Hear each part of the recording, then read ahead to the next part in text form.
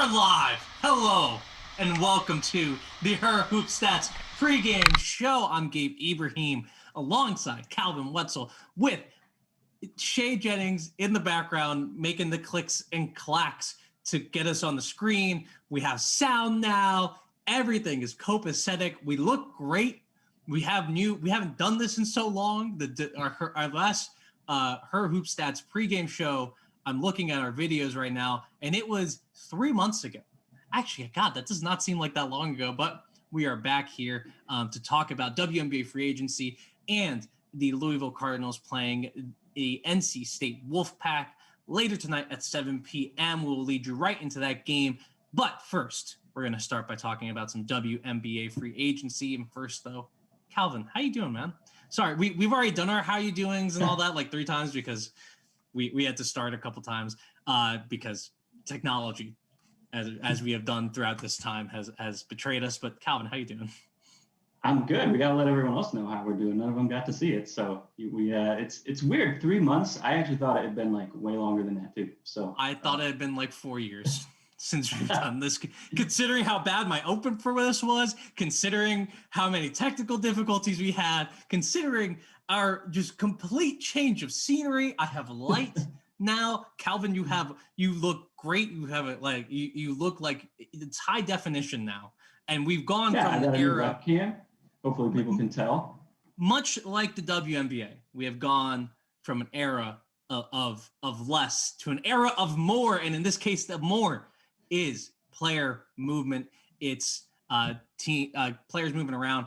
And I think the place we have to start is at the top with potentially the biggest free agent signing in WNBA history. Candace Parker leaving the Los Angeles Sparks to go to the Chicago Sky. I see your Sky shirt there. Obviously, we're not I just want to tell everyone, like, we're not biased. I'm not a Louisville fan.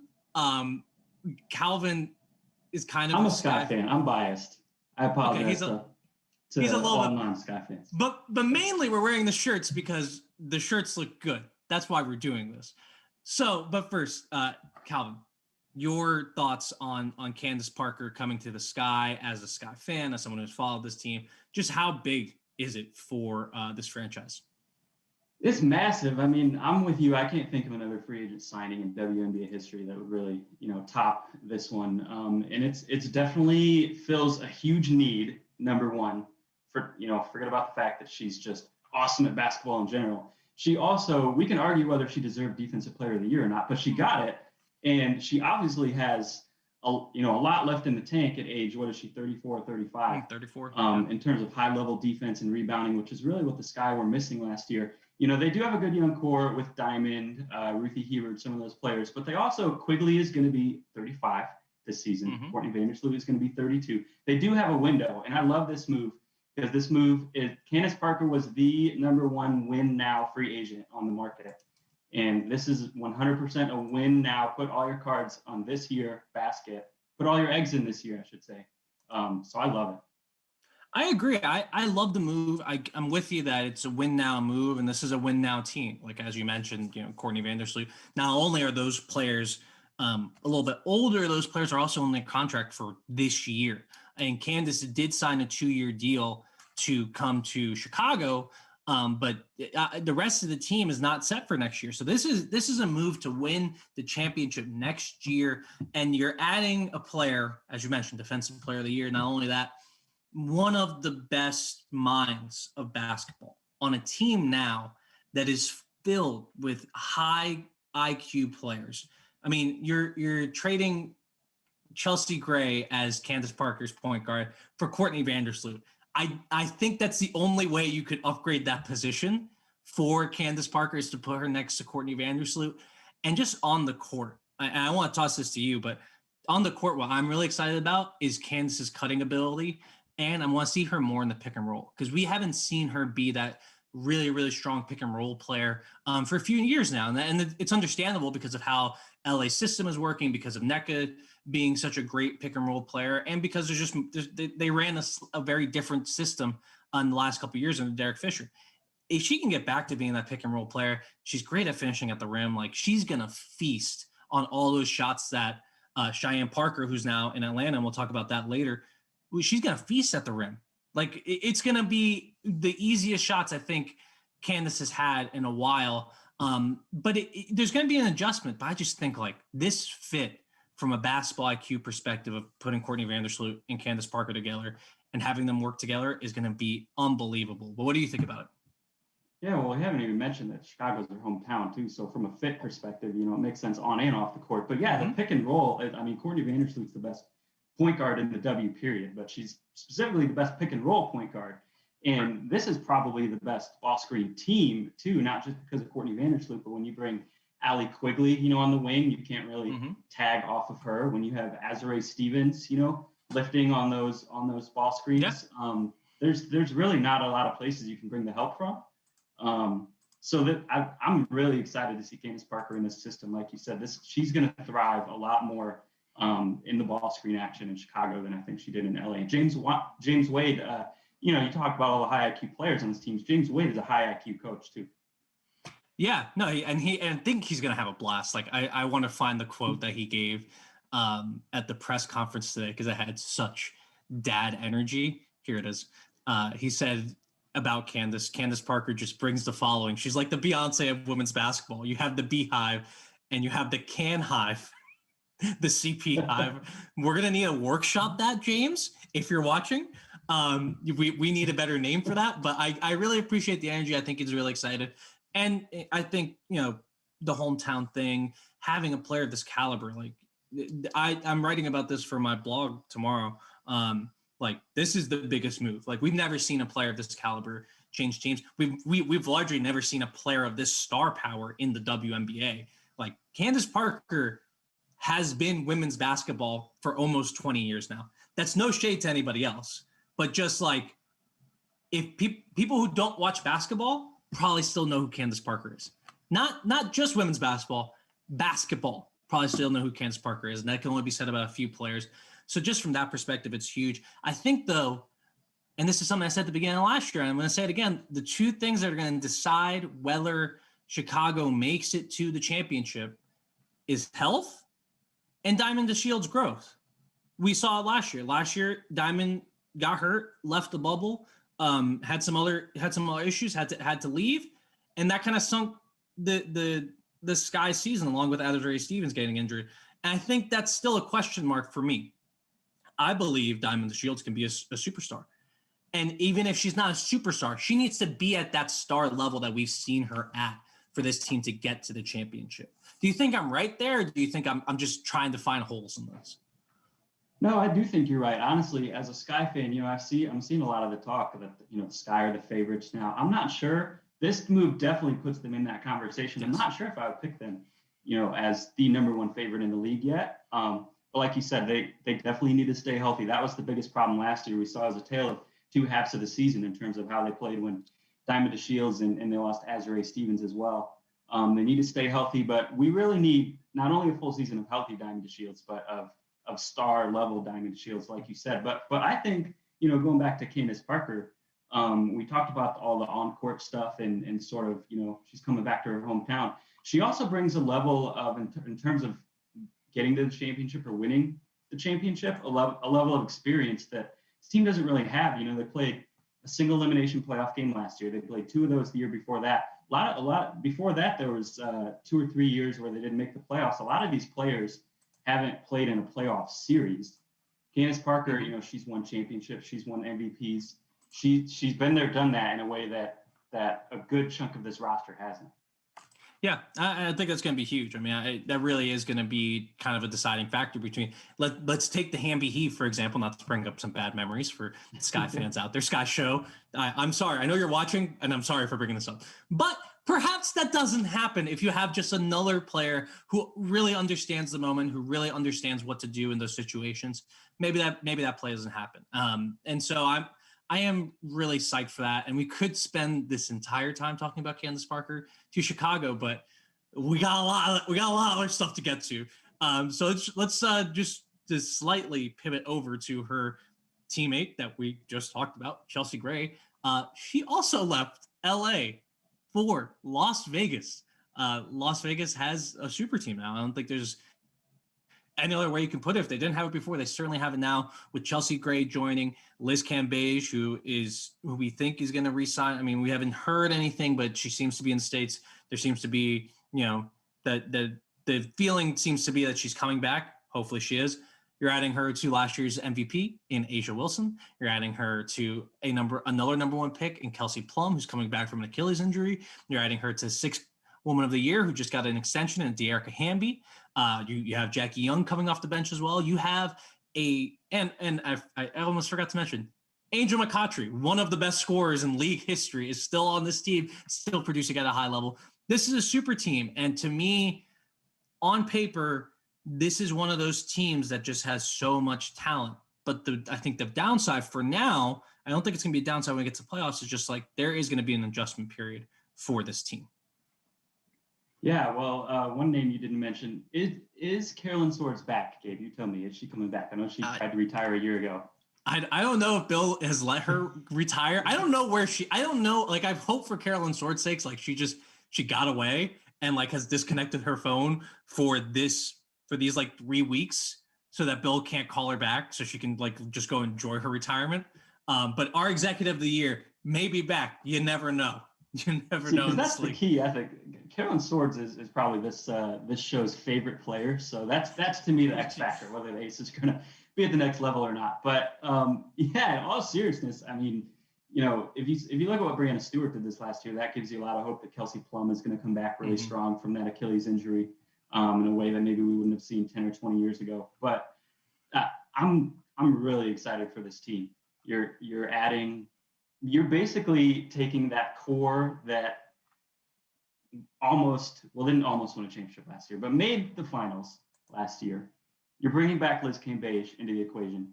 You're plugging in Kelsey Plum again into the equation, and you're plugging in Chelsea Gray into the equation. I mean, that's three high-level players from an already phenomenal team. You do take away Kayla McBride. We'll get to her in a little bit when we talk about the Lynx, but they more than made up for it with what they signed, in my opinion.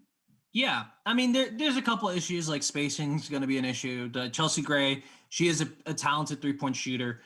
She's not a Kayla McBride, and that's going to be fine. I think. I think she can create space in other ways because she has gravity in other ways that Kayla didn't. I think defensively, there's going to be a problem on the wing. Someone's going to need to step up on the wing.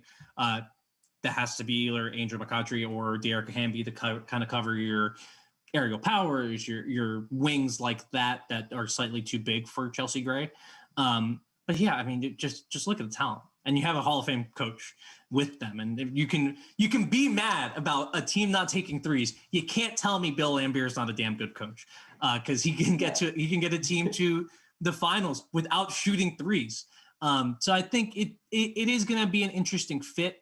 As far as an on-court fit, it is going to be weird because, like, are you just going to start running Chelsea Gray and Asia Wilson pick and rolls? Are you going to take away from the post-ups that have been so successful from Asia or Liz? Are you going to put them in a horns action and have Liz pop to the three? I mean, I think she can do that, but I'm not sure. Like, there's someone that's going to have to sacrifice something here. I think it's possible, and I think they will do it because they're all team players, but there is some sacrifice that's going to happen. Well, I know Liz loves playing point guard, but the signing of Chelsea Gray means she's going to have to sacrifice playing point guard. That's one of the sacrifices. But, I don't think Bill views the spacing as a sacrifice. Honestly, no. You mentioned the spacing. You're right. It's going to be a problem in one sense, but that's who the Aces are. Spacing was a problem last year and the year before, and they still dominate everyone in the paint. So I'm not necessarily particularly concerned about that from their perspective. That's Bill Laimbeer has shown that, like you said, he can win with teams that can't space the floor somehow because they play great defense, they get out in transition, they own the paint, and it's what they're going to do this year, especially if we assume that Liz Cambage is back in the fold. I would love to see Liz start, running some of those pick and pops and shooting threes. I think she can do it. I mean, she's been showing it off in like Instagram videos. I think she can do it. And then we've seen it before. We've seen her like kind of shoot some and definitely from at least mid range. In the Hamby Heave game, she made a three earlier in that game. So so I'm interested in how that fit works, and I think I gotta crunch a little bit more tape to really find out what Bill's going to do. But man, just a great signing. And I think one of the ones that's going to define this season because, man, again, and the other thing too is like same thing that happens with that we talked about with Chicago. Chelsea Gray is one of the best clutch scorers in the WNBA. Like this is going to be a player that can get you a bucket when other things aren't working. And as great as Asia Wilson is, as great as Liz Cambage is, it's hard when your clutch scorer is a big. We've seen this throughout basketball history. If it's not a big like an Elena Deladon or a Brianna Stewart who can kind of shoot from three and find their own shot, it is harder to score in the clutch with those bigs as the driving force. So having a guard that you can really rely on to find their own shot is fantastic. And she can hit anything late in the clock. So I'm excited for that. Again, we could talk about Chelsea Gray this whole time, but let's keep it rolling. Let's go. Let's talk about the Sparks. Let's talk about the Sparks now.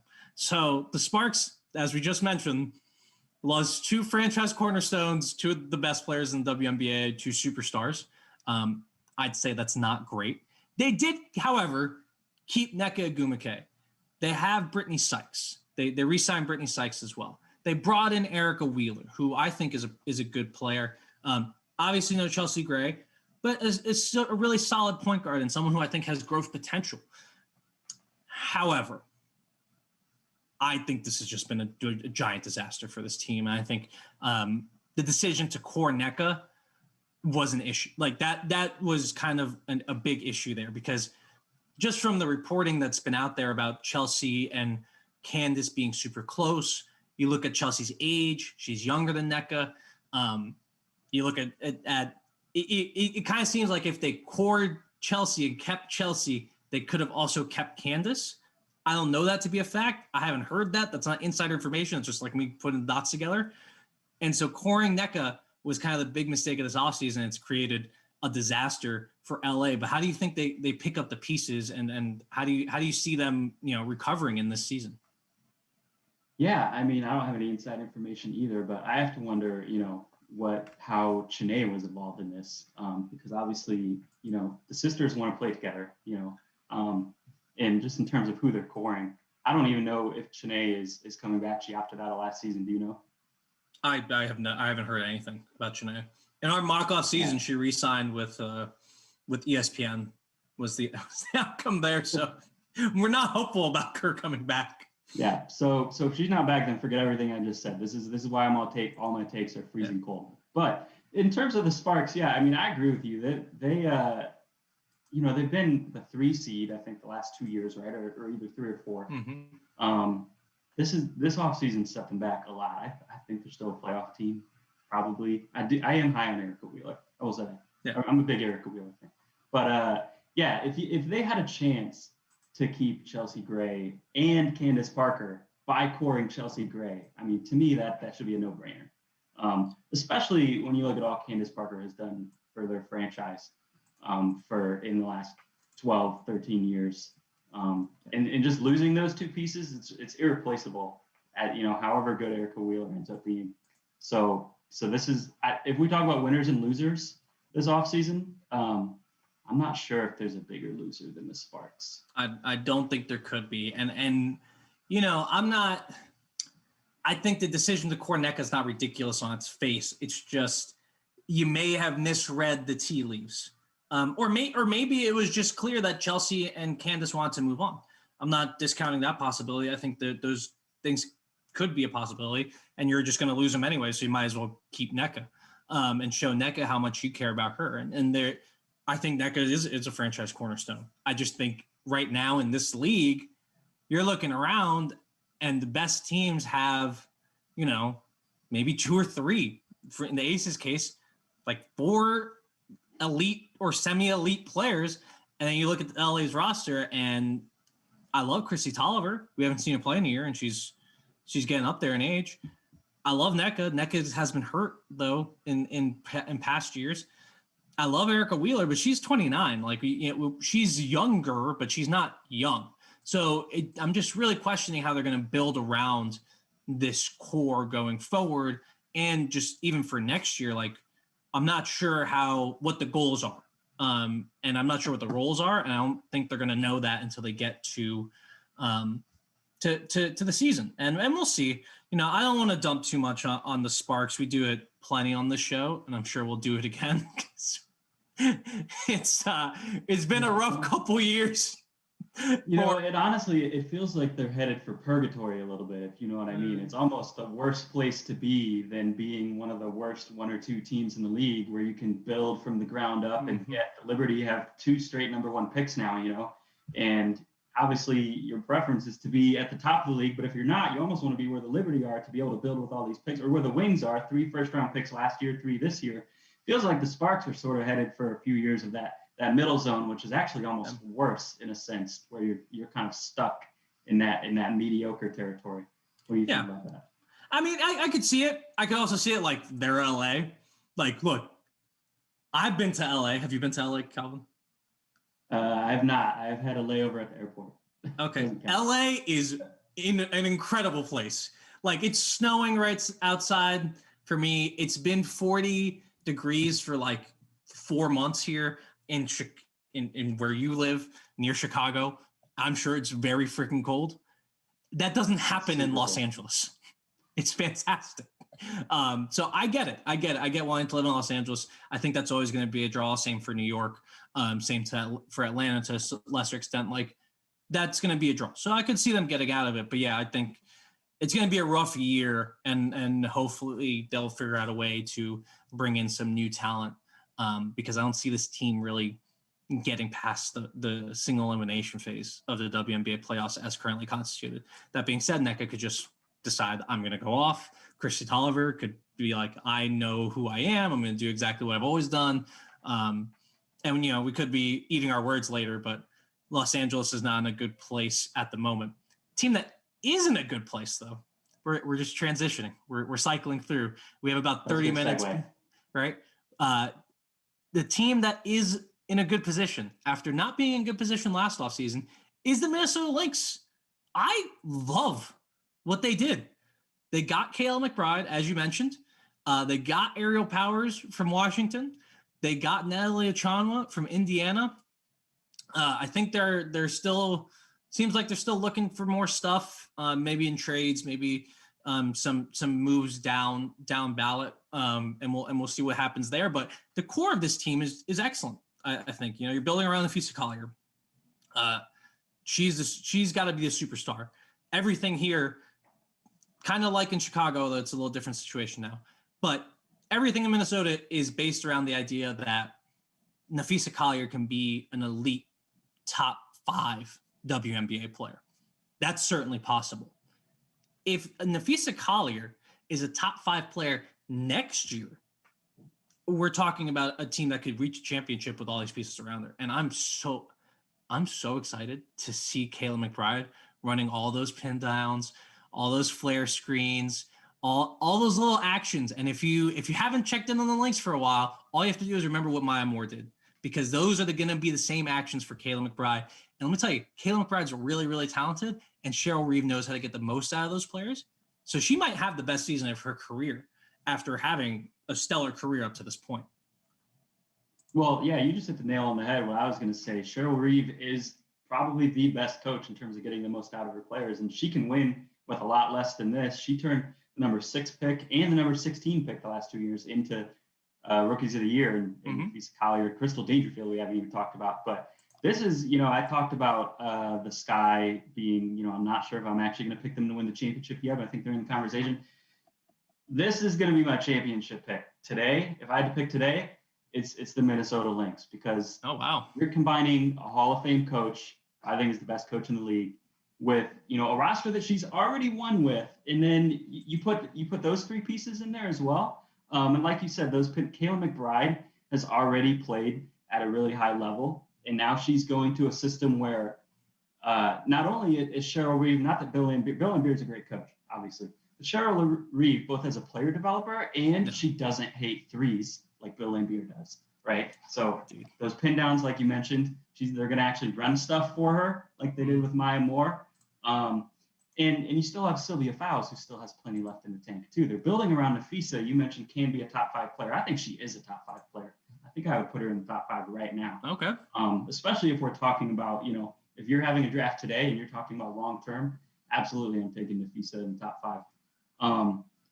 But and then, like I said, you throw Sylvia Fowles into that mix too still, and this is a championship team. Yeah. And the thing is, like, the reason I'm more hesitant to say that, and we can go through our tiers really quick once we get through all these moves. But the reason I'm hesitant to say they're in that kind of championship contender tier is because I don't know how healthy Sylvia Fowles is going to be. We've seen her have a lot of injury issues. I don't know how, Crystal Dangerfield comes back and repeats her performance. And I think Bridget Carlton's still going to be a big part of this team, assuming she's there. I think, is she going to be, are those two players going to be able to replicate what they did in the bubble? Is Aerial Powers going to be able to adjust to a new role? Because I think the championship level of team here relies on Aerial Powers scaling up just a little bit. I don't think she needs to do that much more than she did in Washington, but she needs to do a little bit more. She needs to take a little bit more of that scoring load. I don't know if they're going to run her on second units by herself. I'm not sure exactly, but I know she needs to do just a little bit more to drive this team to a championship than she did in Washington. Certainly capable of it, just things I don't see. But I think Achanwa is a big deal here too because of Fowles' injury history. I think with Fowles getting hurt and Nafisa Collier kind of being in foul trouble often, you do have Damiris Dantas there, but Achanwa brings something a little different. And I think, she's going to have to be better if she's going to play a lot because Fowles is injured. So there's just a lot of question marks for me here. I'm in agreement though. I think this team, the ceiling here is probably championship level. But we'll see what happens. There's still a lot. Oh, and Kayla McBride was just officially announced. Yeah, we should mention that, by the way. So today is actually the first day that teams could sign players technically. But we found out about most of the stuff like on Thursday and Friday of last week, which really threw a wrench into my writing schedule. But that's neither here nor there. So these are official now. So I don't think we've talked about any reported trades. Neck is not official and Sykes is not official yet. There's probably some number issues. Also, the other thing is we don't know a ton of numbers to these contracts yet. Those two things are blind spots in our analysis. We will get those numbers to you as soon as we possibly can. We are working on it. Okay, let's. I'm trying to see here. I'm just looking at the transaction list because I want to make sure we hit everything. Let's talk about some. Let's keep going with these players changing teams. Actually, so we talked about Minnesota. We've talked about Las Vegas. We've talked about Chicago, and we've talked about Los Angeles. Let's talk about Washington now. As we mentioned, Aerial Powers is now on the Minnesota Lynx. Washington is not that upset about it, although Coach T is a little upset about it, certainly, because they were able to bring in Alicia Clark from the Seattle Storm in one of the best moves of the offseason. Alicia Clark, as I like to call her, is everyone's favorite player. I have never heard anybody who watches this game who doesn't love what she brings to the table, who doesn't love her shooting, her leadership, her defense. She does all the little things. Every team that wins a championship needs a player like Alicia Clark. Well, the Mystics, who are a championship contender, have an Alicia Clark. And that's crucial. And to tie a bow on Washington before I throw it over to Calvin and get what he thinks, Coach T said today in his press conference that he expects LaToya Sanders and Natasha Cloud and Tina Charles to all have their contracts done by the end of the week. They're still waiting to hear from Emma Mieseman to see if she'll come over or not. Obviously, there's a lot of variables at play for her, and we just want her career to be safe and see her back in the WNBA at some point. But we understand, it could happen that she's just not going to come over this year. But it seems like we're having this championship level team from 2 years ago. Add in Tina Charles and Alicia Clark. And man, I'm just so excited as someone who covers this team that I get to talk to them all the time. And second, that we are going to have a real title defense for this team that did not get one last year. Yeah, I mean, we talk about these players, every time we talk about a player, are they a good fit or are they not a good fit? I feel like Alicia Clark is that player that's always a good fit. It doesn't matter who's on your roster or how you're built or what team it is. Alicia Clark will be a good fit because she does and everything you need and she doesn't get in the way of anyone. And that's exactly what you want no matter who you have. And so it's a huge upgrade. And like you said, hopefully those players get their contracts done. What I've heard is that Emma Miesemann, it sounds like she probably won't be back until maybe after the Olympics. But yeah, so that's what Coach T said actually. Is he said we're expecting her to come back after the Olympics and we'll keep a roster spot open for her. I don't know what that means contractually though, and that's so nebulous as to what's going to happen. So I don't want to put too much stock into that, even though I believe Coach T.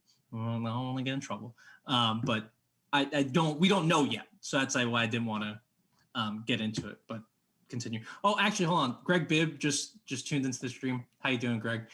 If we'll talk about Alicia shortly, but continue, Calvin. Yeah, well, right now we're talking about the other Alicia. We'll just segue Alicia here. Great job. Alicia Clark, yeah, I mean, she definitely put, I think there is, I keep thinking through who the championship contenders are. And I told you I'm going to pick the Lynx, but I keep thinking, well, maybe it's the Lynx. Well, the Storm are still good. They still have Stewie. They won last year. Well, the Aces just added a million pieces, Well, the Sky, have Candace Parker. And then, well, the Mystics are going to have people back, and they added Alicia Clark. And the more I think through these teams, the more I just realize there are so many, like half the league is a championship contender right now, which is awesome. It doesn't always feel that way. Last year it felt like there were 2 or 3. This year, it feels like there's, at least as we speak right now, things could change a lot in the next 2 months. It feels like there's 6 or 7, which is amazing. I disagree. All right. Give it to me. I mean, I just think it's such a perfect fit. Like you're having a 55% 3-point shooter coming to a team that lives off 3-point shooters. And it's like she won't have to change anything, but the Mystics are an excellent player development stop. We've seen so many players come in and out. Ariel Powers, Ariel Atkins has gotten much better. Even Elena Deladon has added stuff to her game from that MVP level that she was in Chicago to where she is now in DC. You can see how much she's developed. So I think we're talking about a player who doesn't need to do anything and may get better here in DC. I'm really excited because my 2 favorite players in the league are Christy Tolliver and Alicia Clark. Obviously, Christy did not play last year and left the team that I cover. And now I'm getting to cover Alicia Clark. So I'm really excited to just get to know this team because I think, we can quibble about whatever. They're going to be in it at the end. If everyone's around and everyone's healthy, they're going to be in it at the end in the semifinals, playing for a spot in the WNBA finals. Once we get there, things can get hairy. But I don't. There's there too, Gabe. Go ahead. I don't think there's any way this team does not make the semifinals. I'm just going to say that if they're healthy. I just want to throw out there too. Also, I can't remember exactly where I saw this, but I think you might be able to confirm. I think it was Bullets Forever. That's the website you write for, right? Yeah. And I think I saw a tweet that one big factor in Alicia Clark coming to the Mystics was just sort of the political activism and being in DC, which has been a thing for the Wizards too. You talked about LA and the weather, and I'm always interested in players, the non-basketball reasons why they choose the teams and the cities that they do, because obviously it's not always just about what's going to happen on the court in terms of making these decisions. So I thought that was pretty cool. Am I correct in seeing that? Is that something? Yeah, I actually asked her about that. Well, but really funny, like when we have to move because this Louisville NC State game is starting soon. But she was like, oh, I really want to live, like this is the first time I'm living in a big city. And, I could see Coach T next to her, like cock his head to the side. And I did the same thing. And so I asked her, I was like, isn't Seattle a big city? And she goes, yeah, but it's different because of the neighborhoods. And she's right. I've been to Seattle. It's a very weird city. DC, she's going to find out, is also a very weird city. But I think for sure the activism here, not only because it's in DC, but because she's playing with Natasha Cloud, who is so important to the social justice movement in the WNBA, it's that draw there. And I think that's what the Mystics have always been trying to build, is this culture of players who care about everything. They don't just care about playing the basketball. They don't just care about, getting better as a player. They don't just care about the winning. They care about all the things around here. And I'm really excited for the community that I live in to have these people around. And hopefully we're playing in our home stadiums and they get to be around and do the great activism work that they have been doing. But that's neither here nor there, because they're going to be here for a couple of years, and hopefully within those 2 years we'll see them. All right, we got to move on, lightning round style. If Greg Bibb is still watching, I'm sure he's not. He has much more important things to do. But let's talk about Allisha Gray to Dallas. She's coming back. She was a restricted free agent. They got a pretty nice salary here. Let me find the number to tell you, because 60s. Yeah, it was like one starts at. Yeah, and I thought it was interesting what they did, and that's kind of what I wanted to talk about, because again, we don't know numbers for all of these, but I think this could be a good point as to what's happening in the league right now with the new CBA. So her salary is $160K next year, 164.8 the year after, 169.6. However, in all 3 of those years, she's getting $20,000 of team marketing money. Now, I don't necessarily know how that works in free agency, but teams are allowed to give a certain dollar number of marketing dollars to their players. I think this year it's $100,000, and then it goes up in subsequent years. So she's getting a nice chunk of change outside of the salary cap.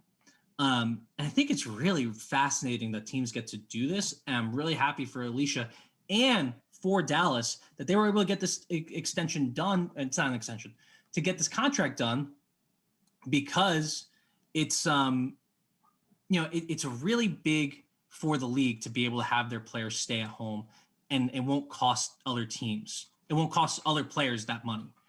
So good for Allisha, good for the team. I wonder how it's going to work out. But what do you think of the marketing money thing?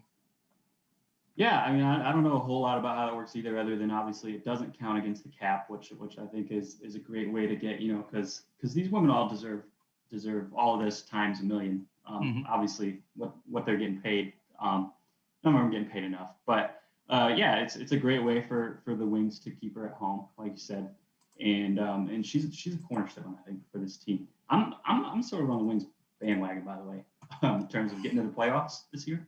You're just saying that because Greg Bibb is watching. I don't know if he's still here. I doubt it. I maybe. I actually thought they were going to get to the playoffs last year at the beginning of the year. They were within 24 hours of that. But I really like Marina Mabry, which has nothing to do with what we're talking about.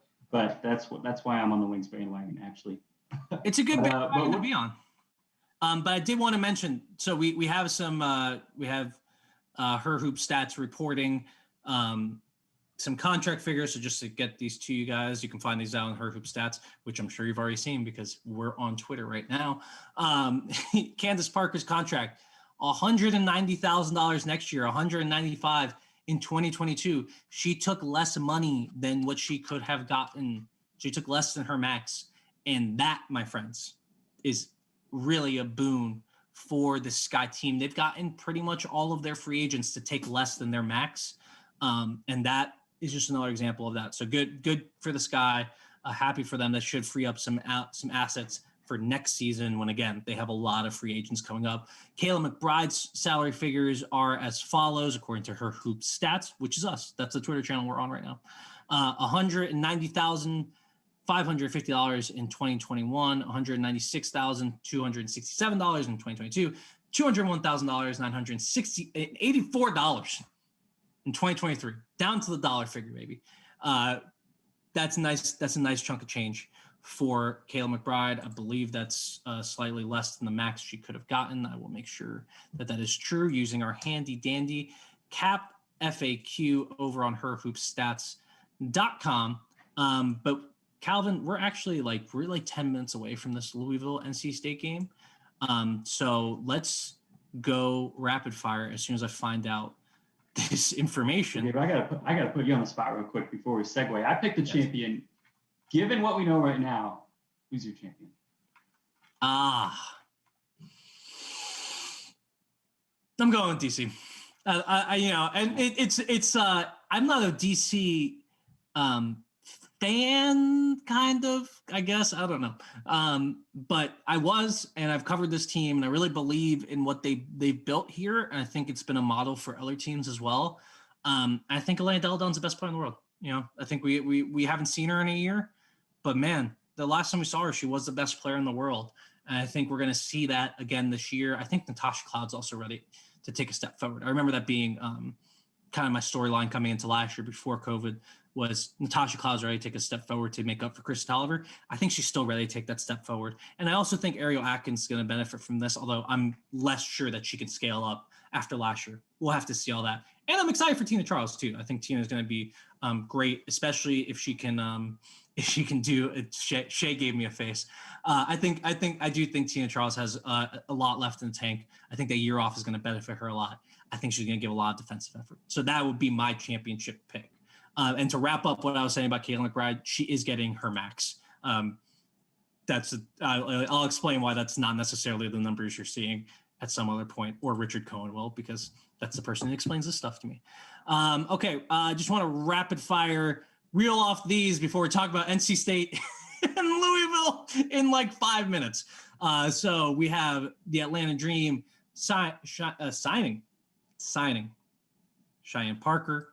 Her salary cap figures it starts at $185,000 next year, $190,550 in year 2, $196,100 in year 3. All 3 years are protected. Get that money, Cheyenne. Although I thought she may have been able to get a max, but I guess that's just people are taking slightly less than the max. Epiphany Prince is going back to Seattle Storm, multi-year deal. Haven't seen the figures yet. I think those will come out soon. Oh, hey, who we forgot to talk about? Sue Bird and Diana Taurasi going back to their teams. It's fine. They're only they're just so nice. I don't even know what the word is.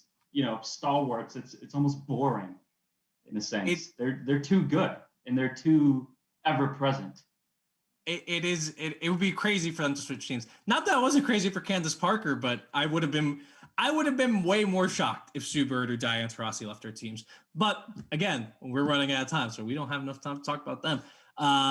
Let's see. Did I miss anybody else? No. Well, Jasmine Thomas going back to the Sun. I think I might have mentioned that. I don't remember at this point. And then we have a bunch of restricted offers, a bunch of training camp contracts. We'll talk about those when it gets closer to training camp because those contracts can kind of be cut at any time. And I think those are all of the deals that we have so far. We've been through free agency. The pickings are getting slim out there. I'll say that. So if your team has not made a move, right. No, actually, we forgot to mention a move. Speaking of a team. Betnijah Laney. We didn't talk about. Mention her? Huh? Did we mention Betnijah Laney? No, we did not mention Betnijah Laney. Betnijah Laney is going to New York.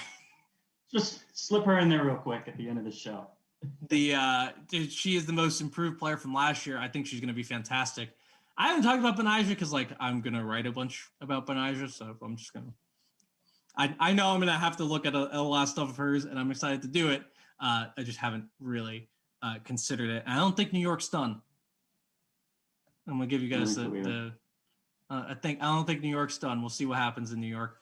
Betnijah Laney is going there. Jontel Lavender got paid 3 years, protected, $175,000 for her. Very happy for her coming off injuries. Last time we saw her play for the Chicago Sky, she was great. She's going to the Indiana Fever. I deeply dislike the signing for the Fever. Very much like it for Jontel. She's a great player. I'm happy she's getting paid, but I don't think it's the right move for the Indiana Fever. Again, something else we're going to have to get into because at another time, because we have 5 minutes before the NC State Louisville game. Number 1 versus number 4 in the country. NC State just lost their first game at Virginia Tech in overtime last week. Louisville has been razor close to losing in their last few leading up to this game. Obviously, we have 2 of the best teams in the country, led by 2 of the best players in the country. Dana Evans for Louisville is my favorite player in this draft. And then Lisa Cunane for NC State is one of my favorite players in the country. They have tremendous supporting cast around them. I think you look at NC State and you see just so much talent, right? Jakia Brown-Turner, Kayla Jones, Jada Boyd, Reina Perez.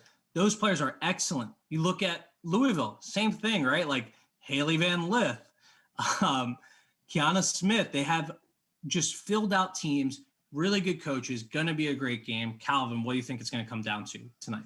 Yeah, well, this was going to be number 1 versus number 2 before NC State got picked off last week. But I just had to pull up real quick here just to double check. Elisa Cunane is starting. She hasn't played since January. Oh, right. I forgot about that. But she is back in the lineup tonight, which is huge for NC State, even though Camille Hobby played phenomenally in her absence, including that game tying 3 to send it to overtime, and that game they eventually lost last week. I think it's going to come down to the shooting of those players you mentioned on Louisville.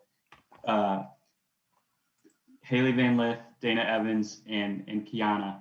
I think if those 3 players can light it up from beyond the arc in the way now I'm drawing a blank, but who did Louisville play in their very first game of the season that was on national TV when all 3 of those just went off? Was it DePaul? In the beach, I think? In the beach bubble? Yeah, it's DePaul.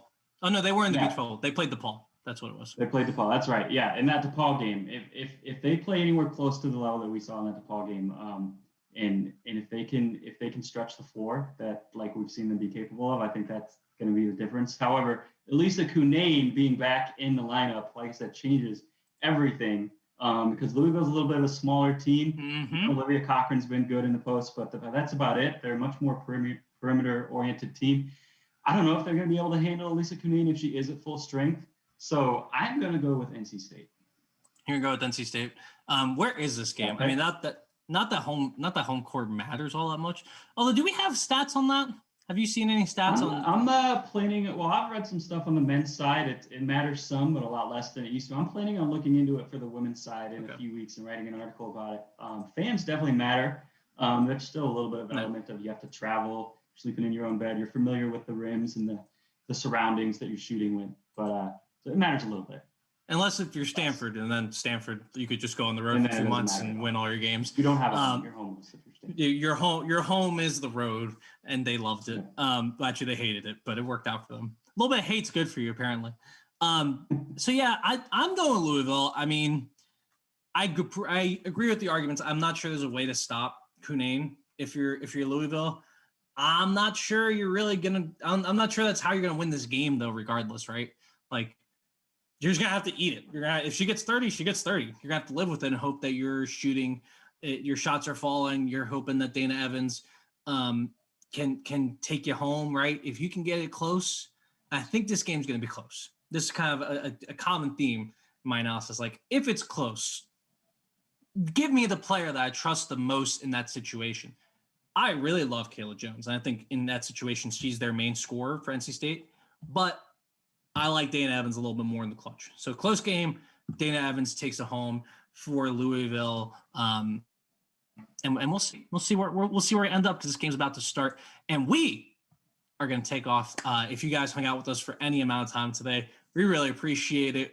Sorry for the technical difficulties at the beginning. We will be trying to release this as a podcast, although I have messed up in that regard. So if you're listening to this as a podcast, we also appreciate you hanging out with us.